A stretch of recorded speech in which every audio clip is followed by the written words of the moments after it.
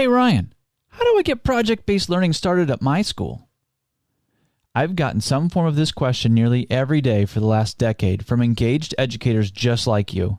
So at Magnify Learning, we've created a free download to get you started. Whether you're a superintendent, principal, coach, or teacher, go to whatispbl.com to get started on your project-based learning journey today.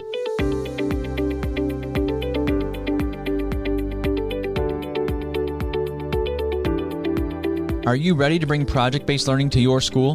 The PBL Simplified podcast will help equip you for your PBL journey with weekly need-to-knows, engaging interviews, PBL showcases from facilitators in the classroom, and PBL leadership episodes to move you towards a successful implementation of PBL. Because every learner deserves to be a part of an inspiring story, and we see daily that project-based learning helps make this happen.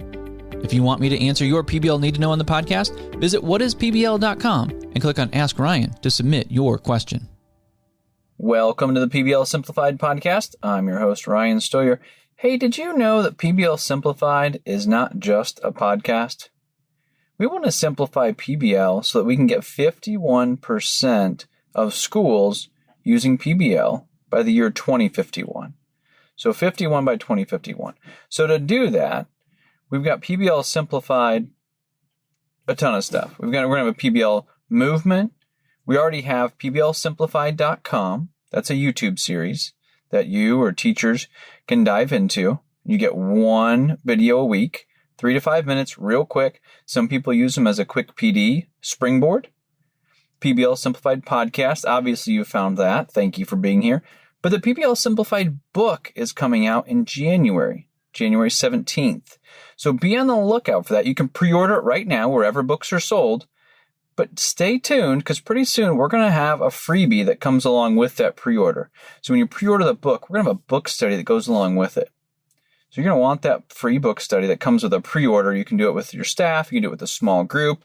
You can do it by yourself, right? But it's going to help you get more out of the book and really be an active way for you to start building PBL for your classroom as you go through the PBL Simplified book. So PBL Simplified is going to be kind of this growing movement to help bring PBL across the country. You've got the PBL Simplified podcast, you've got the YouTube channel, and you've got the book coming out. So all ways to simplify PBL to bring it to your classroom, but also the classroom next door to you, right? Because if your learners are coming from another classroom, you want them to have a PBL foundation so you can go even farther with them. But today, in episode 102, we have a PBL Showcase, and we've got a special PBL Showcase. What we did today, like we just hit episode 100, the century mark, kind of a big deal. Super excited that you're with us. It's all because of you, the listener. Thank you. So today we're going to do a PBL Showcase compilation. We've got 4 different PBL Showcases over the last year that we're going to highlight. I'm going to give you a little bit of a blurb about it. I'm going to give you a snapshot from about 4 minutes, 5 minutes of that episode. And then we'll give you a link so that you can jump right to it. If it's one that maybe you missed or you want to go back to, then you can hit that particular showcase. But before we do that, let's hit our need to know for today, which is going to overlap a little bit. Our need to know for today is, how do you come up with a PBL idea? Great question. Thank you for sending in your questions. You know you can always do that as whatispbl.com and click on Ask Ryan, and you can submit your own need to know. So this need to know does come up often. Where do you get ideas from? And there's so many different ways to get ideas, but you need a place to start, right? Like once you're in and project-based learning is just what you do, you see ideas everywhere. You see them, when you go to the store, you see them when you're volunteering at a nonprofit. Anytime you see a problem, you think, oh, that could be a PBL unit for sure. My learners would love to tackle that. Or when you look at your standards, and say, wow, those kind of relate to these other standards and maybe even to this other class down the hall. I wonder if we can make that into a PBL unit. And you start to see your standards differently, because all the PBL units we create, we want to make sure that they're rich and steeped in standards as well as authenticity. It needs to be a real world problem, so we're hitting those employability skills that we need. And it needs to be connected to standards because we don't have any non-standard days in education anymore, right? It's like we are going to be tested, and that's part of our world. So we need our learners to dive deeply into these standards. So how do you find PBL unit ideas? I gave you a couple of ideas just now but you still might be struggling a bit. People always want examples. And we used to have a PBL library, actually, of all the PBL units we've helped people create. But what we found is, one, it was very popular. Like the Google liked it, right? Like people would go and search project ideas. They would come and grab some projects, some PBL units, and then never really get any training or not go any deeper, not go to any of our other pages. And it's not like we're being like stingy, like, hey, you have to go to other pages if you want these things. But we felt like people were just grabbing other people's ideas and then trying to replicate those at their school. And for us, that's dangerous PBL, right? Because PBL is really about a mindset. You really need some training. You need to dive deep. Again, whether it's a podcast, YouTube channel, or a book, like you need to work on your practice and your mindset for PBL, not just the right PBL unit or the right idea. So we actually got rid of the PBL library, which was like a huge SEO or a huge Google hit for us. But we felt like, according to our value system, we didn't want people grabbing a PBL unit and then just doing PBL, right? That's not what we're about. Our value system is we're trying to change education so that learners are moving from passive to empowered, that you as the educator are seeing the world differently and your learners are with you and they're collaborating and learning things that are going to help them soar at their next adventure, right? Like they're figuring out who they are and what their passions are about. That's what gets us excited. And PBL is that vehicle, of course, but we didn't want just the example to be by itself. That didn't seem healthy for the PBL world, which is where we're concerned about. So it doesn't mean you can't get different ideas, right? That's why we do a PBL Showcase. But with the PBL Showcase, we try to give you more of the details and the context around the PBL unit idea so that you can see what went into it. And maybe you could bounce off of that idea, or maybe it makes you think of something different. But if a PBL unit really hinges on a bank CEO as a community partner, and you don't have that contact, then that PBL unit is probably going to flop, right? Or if there was a PBL unit around the Olympics and, the Olympics aren't that particular year that you want to run this unit, it's going to flop. So the context is really important. So it's still helpful to do a PBL Showcase, to listen to what we'll listen to today and bounce ideas from there back to your classroom. But our heart is that you take PBL and that you start to develop your own PBL for your context in your school and your learners, because every context is a little bit different. So how do you find PBL ideas? To get back to our need to know, you can certainly collaborate with other educators. That's a great way to do it because you hear their PBL unit idea, but you get the context from it as well. And don't be afraid to ask that question. How did you come up with that idea? Because there's a lot of really unique and creative ways to come up with ideas. I know people have come up with community partners just by being in line at McDonald's, right? Oh, hey, there's a community resource officer. Would you come to my classroom? And well, actually, that's what I do every single day. I'd love to come to your classroom, right? So you can find ideas everywhere. You just need to start seeing the world a little bit differently. Look for the problems and then realize that your learners can be the solution to those problems. And then you'll connect those to standards, of course, because that's where we live. But you'll notice that leap from problem to solution to standards really isn't that far of a jump. Because our standards are there because our kids need them to be able to interact in the world, right? So if it's technical writing or the scientific method or whatever your big standards are, they're probably there to help your kids solve these problems. So you'll see that web kind of be connected for you between problem, solution, and standards. Then the idea will just start to pop out at you once you really jump in. So that's our need to know today of how do you come up with a PBL idea.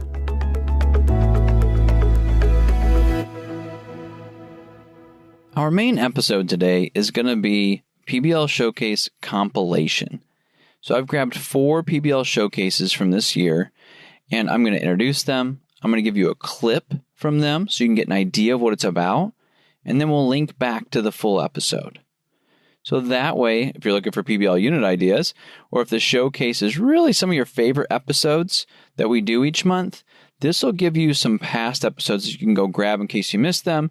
Or maybe you're like, man, I forgot all about that one. Then you can jump back and hear those and really get inspired and hear kind of the context again about how a facilitator is coming up with that PBL unit idea and then how they're implementing. And we know that some of those things, like In this first one, you're going to hear about some of the failures that happen, not just the wins, right? So we try to be real honest with our PBL showcases that everything's not perfect, but we also want to inspire you because there's some pretty amazing things happening out in the PBL world right now. This first episode is going to be episode 65, and it's going to be from Allison Kern. And what I love about her sixth graders and what they did is that they found authentic needs right around where they were, right? So as they're getting started, it's just, where can we see a problem and then solve it? So one of their community partners, for instance, is The Office. And I'll give you a quick blurb of that here in a second. You're going to hear it right from Allison. Is The Office. But then they go, because it's a science class, you can see them use this scientific method to scientifically figure out what the problem is, how to solve it, run different scenarios, figure out different possible solutions, pick them, run one, and then reflect. And they do that in different ways each time. They're looking for a problem, and then they are the ones that bring the solution. Hey, folks, that's how you change the world. Like, that's why project-based learning gets me fired up, is if we have a generation of people that are growing up that can see a problem, and then instead of waiting for someone else to solve it, they think, hey, I've got some ideas on how to solve that. Let's get some people together and start solving that problem that I'm passionate about. Like, this is how we do it. We start in sixth grade or younger even. You'll hear some of that too in this episode. But start younger even.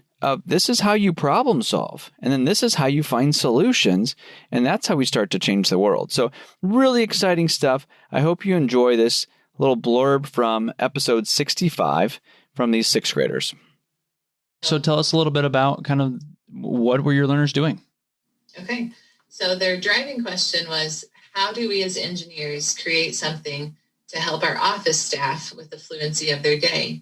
Because in the last couple of years, I was hearing more and more our principal or assistant principal or secretaries or nurse are just really bombarded with little tasks that seem like could be helped solved by maybe some of our students. And so we thought, well, what can we do to improve just their daily actions, things that kids might just stop into the office and ask for that really they shouldn't have to deal with. And so we had each person, we have about 5 workers in our office. We're a small school. And so they each took turns coming into my classroom, and they would pose a problem to every class period that I have of science students. For example, our secretaries wanted a solution to our lost and found problem, because people would just drop off items in the office and say, I found this, I don't know whose it is. And so they said, we need a system. We have no lost and found system. So my third period class had to create a system from scratch, but they started that by just observing in the hallways, like, how much stuff am I seeing on a daily basis? And then once they had developed a system, they ran it past our office staff just to make sure they were okay to test it. And they planted items in the hallways during one passing period.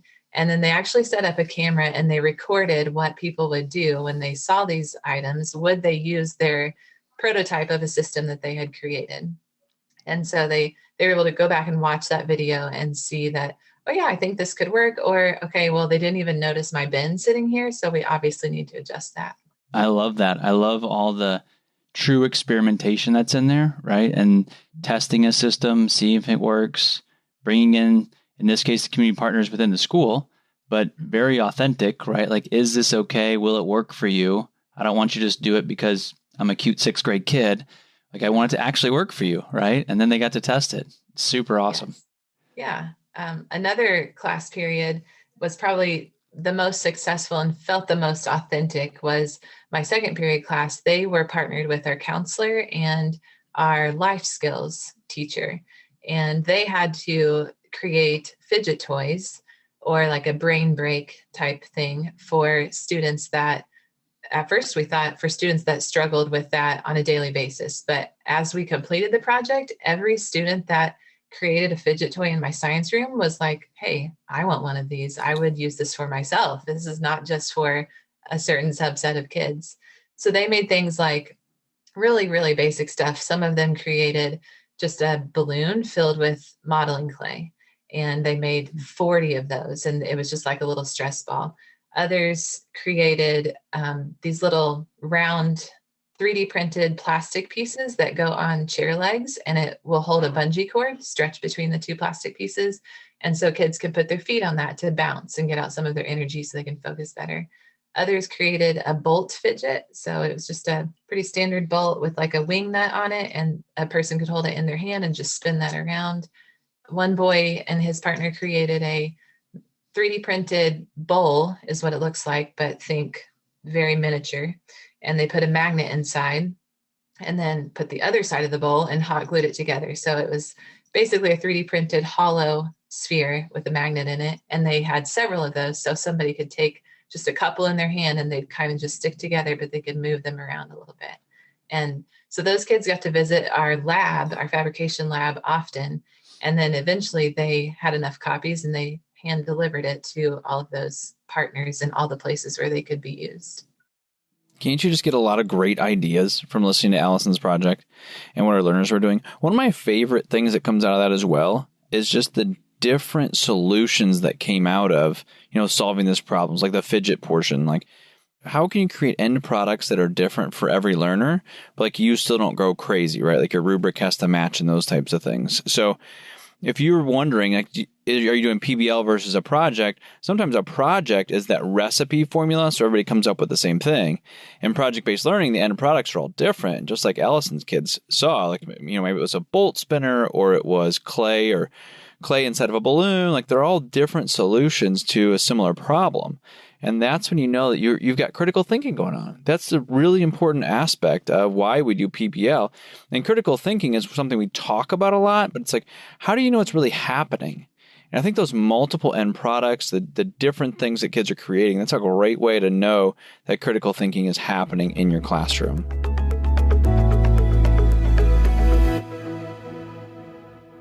The next PBL unit that we're going to share next PBL Showcase is episode 76. So you can go back to episode 76 to get this one. And here you've got kindergarten first graders who are now using the terms author and illustrator to describe themselves, which is one of the reasons we love the idea of project-based learning and the role that learners get to adopt, right? They're now saying, I'm a published author. Like, a lot of adults have a hard time like fathoming the idea that you can write a book, or that even once you've written a book, you still don't necessarily feel like an author. And here you've got 6 and 7-year-olds that have like done it and they're moving on. And as you listen to this one, listen for the voice and choice, listen to the administrative support and freedom that they're giving to say, hey, it's your classroom, it's your standards. How are you going to reach out in the community and solve these things? They have a really great ecosystem out at Foster Heights in Kentucky. So I think once you hear this one, you're definitely going to want to jump back to episode 76 and have a listen. Okay, so our PBL unit really started prior to the school year. Our admin really encourages our PBL units to have community impact. So they set up some days for us where we kind of explored the community ourselves. We kind of dug deep into which sections of the community we wanted to impact with our students, and we came together and started planning the unit that way. When we had our students, we realized the need to hit those really big foundational skills in kindergarten, first grade. As you said, reading, writing, those are all skills that are learned throughout K-1. So we wanted to get them excited to learn these skills and do so in a meaningful way. We also wanted to really hit on empathy and impact and community and what those words meant. So we visited a local nursing home, and the kids saw the need for the nursing home residents to connect with their family members in a time where they really weren't able to. They obviously thought it was so sad that they couldn't come out, they couldn't have visitors, that's different for them. And so we really asked questions, really focused in on that. From there, we went into an exploration phase where we kind of visited different parts of our community. We went to a broad range so we could hone in on those interests of various students, such as a Mago Construction Company, Boone's Butcher Shop, Sergeant Foe, Stoodles by Rebecca, and Wickland. And from there, the students made the connection to share those important stories and the impact those community members had, and to raise money by publishing their own book and purchase technology to go back to the Colonial Nursing Home. I will just start by telling one of my favorite parts of the project, which was the days leading up to our culminating event. So the kids had obviously written the book, but I think in their kindergarten and first grade minds, they didn't realize that this was actually going to come together as a real book that they say, could be put into a library. So our publisher, Carol Butler from Butler Publishing in Louisville, she made her way down with the completed copy of the book, and she surprised the kids with the copy. And I think the coolest part about that was just seeing their excited faces when they saw, like, we had one student who designed the title page, one student who designed the cover, and then obviously all the kids were able to be a part of the book in some way. And they were so excited to see that. Along with that, she's not from Bardstown, so she read them the book. And, it was kind of cool because she was not getting all the names right in the book, and the kids were correcting her, or they were expanding on it and telling her more about the people that were in the book. So that was super cool. And so that was on Wednesday. And then on Thursday, they were able to have an event that they planned. It was called the Husky Brew. And so this was completely planned by the kids. It was our culminating event. They sold the book at the event. They were able to share their learning there. They invited their parents along with these community partners to come. And it was super cool because the kids were able to sell and also see how much money they were raising for the nursing home residents. So I think that was absolutely my favorite part of the project, along with the kids' favorite part of the project. So go check out the full episode of episode 76. I mean, did you hear just in the clip that you heard the voice and choice, like the things that were planned by the kids? There is such a great PBL ecosystem down there in Foster Heights Elementary. They do just a wonderful job. That's a full episode that you should check out for sure.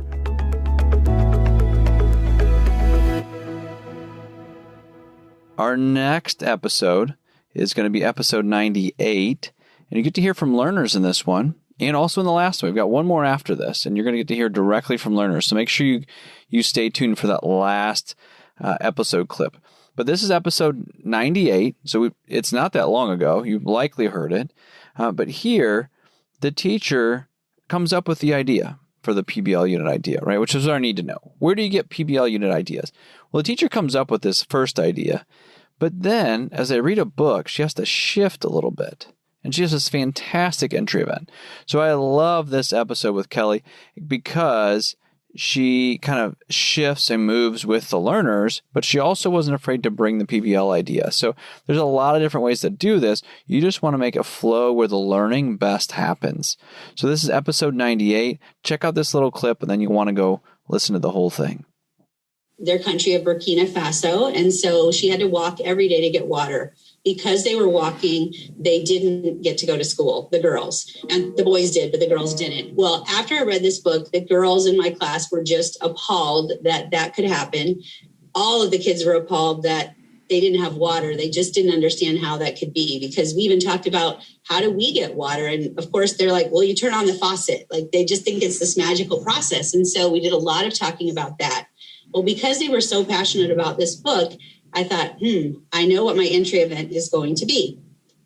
So I went home, I gathered up every bucket that was around my house, around our school. I asked people at school for buckets, and I found buckets of various sizes, from a 5-gallon bucket all the way down to like a little, potato salad bucket. And I brought them to school, and I put them all around the classroom, and I told the kids, we're going to go on a walk today. We're going to get our own water. And so they chose their bucket, and they walked to the pond with the bucket empty. Of course, that was super fun because we're just walking along through this beautiful woods. Do you want to tell something, Rainey? Go ahead. And then when we came back kind of like halfway point, because it was a long way to carry. Like, some people had giant buckets. And then there was this one student in our class named Huxley. He was kind of a goofer, and he dumped it on his head. Oh. Super soaked. And, we had masks on then, so his mask was soaked. His whole body was soaked. It was very fun. So as she said, we did go to the pond. Each student filled up their bucket. I didn't tell them how much water to put in. I just said, imagine that you're bringing water back for the day. And so they filled it up. Some had it very full and very heavy, and some had just a bit in there. So we started walking back, and the trail back to our school is not flat. So they were walking uphill, and it was sort of treacherous, actually. And so the kids were laughing and giggling at first. And after about maybe 100 yards, I think they started to realize, like, this is serious. And so about maybe halfway back, we stopped and we put the water buckets down because, of course, I didn't want them to get hurt carrying water. And so we stopped and we just talked about what that would feel like. And I think in that moment, every single one of us was changed because we realized, I mean, obviously we're not doing that every day, so we're not having the exact same feeling that they are, but we could imagine what that might feel like to have to do that every single day. And I think that at that point, it kind of enraged the kids, like, we've got to do something about this because it's not fair. And so my project idea for planting plants and doing that sort of thing sort of took a turn, and we added on this other component. So even in that clip, you heard some learner voices. So listen to the whole episode. The learners kind of go throughout. You get to hear the facilitator talk about how her PBL unit came to fruition. And you have to figure out, like, you need to listen to the whole thing to figure out, did they actually build the well? They're trying to raise money. They're trying to raise $15,000. So you want to go hear, did they actually build the well? So go check out episode 98.